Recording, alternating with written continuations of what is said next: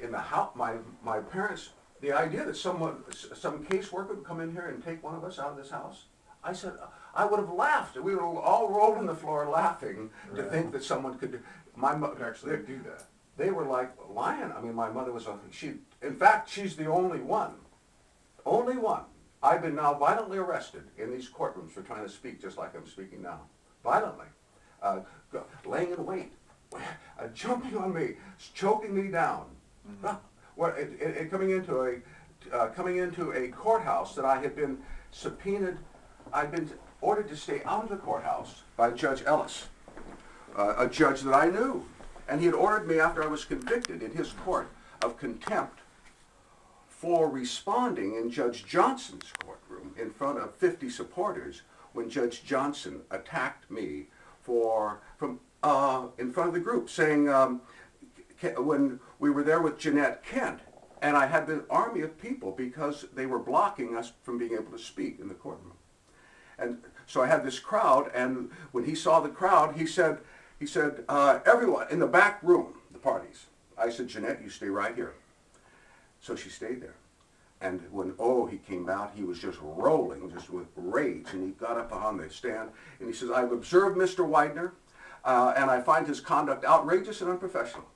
And I said, I'm in the courtroom. He said, I see you. I said, well, if you're going to attack me, Judge Johnson, or I want to be called so I can testify. He said, one more word out of you, Weidner, and I'll have you taken out of here. I said, you've done that in the past when I've tried to speak the truth in this courtroom. Guards! And he fled the courtroom. And here then stood this crooked attorney, Norman, our attorney who had turned on us. He was a pro tem judge that I had gotten because the first attorney had turned on us after I was on inactive status. And so I said, now Lindstedt, tell these people to their face what you've been saying behind my back. And he stood there at the counsel table like this. One of the guard, Henry Serbaugh, retired chief that was sitting there, now they were sitting there just like this, like children. Now they should have been on their feet. Yeah. What do you mean, guards? But they weren't. And so when Henry said he saw the guard start to pull a gun, now he probably was just reaching for mace. I don't know. I didn't see it, Megalini's. And he came and he was, so I was arrested. Unbelievable. In a courthouse, I've been ordered to stay out of it, and I was subpoenaed into it, and then being attacked for trying to speak in it. I said, people, you cannot get anything more corrupt than that. And why is it? Now, this was a shock to me. I thought when the people saw this that the men would be on their, what's going on here? What do you mean, guards? Sit down for a minute, guards. Go ahead, Mr. Weidner. We came down here to hear this. No, they tippy-toe. I said, people, you cannot do that. I say, a society of sheep begets a government of wolves, people. This here woman is an alpha female sheep dog. This woman here, I would not trade all of the machos in the country. If they said you could have them or her going into the courtroom, I'd say her. Because she had abject contempt for what was going on, and had a total intolerance for it. When they stormed the courtroom out in Clackamas County to arrest me violently. Her name was Mimi, right? That was Mimi, yeah. Now I had been subpoenaed. Had moved to set aside an order of dismissal.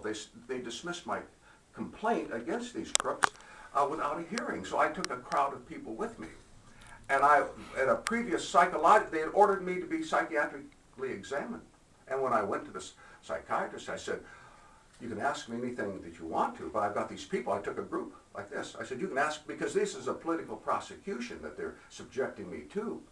And then he canceled the appointment. And because of that, the guards were arresting me, storming that courthouse, Captain Sherwood Stillman. And blowing open the doors, I thought, my God. And they were locking the door, shuttering the window. I said, my God, how evil can something be? And I turned around, and they were like this. And I said, Mother! And she came right out of there. Boom, boom, boom, boom. She went up to him, and she said, what's the meaning of this? Like this. He threw back his arms like this, and these huff and puffing guards. I said, I'm not leaving this courtroom without seeing a warrant for my arrest. I thought these guys were just a hit squad. And the guard, I'll go get one. Mother did that. I said the tongue of that, but for her. People said, oh, Roger, you keep mentioning your mother. I said, yes. She said, but for her. She said, whatever it takes, son. Yeah. Whatever it takes. And she was right there leading the charge everywhere. Now, my mother, there's a lot of people. Well, she should be a great inspiration. Yeah, absolutely. I think they'll find dirt to throw on me. I do not have an uncheckered past. But I said what I do have from my mother is that you do not tolerate public employees. My father was the deputy chief of the Portland Fire Department. He was, everyone deferred to him, the mayors, commissioners, because he was straight arrow Leo. What was the rule? What were the rules around here? That's the way the house ran.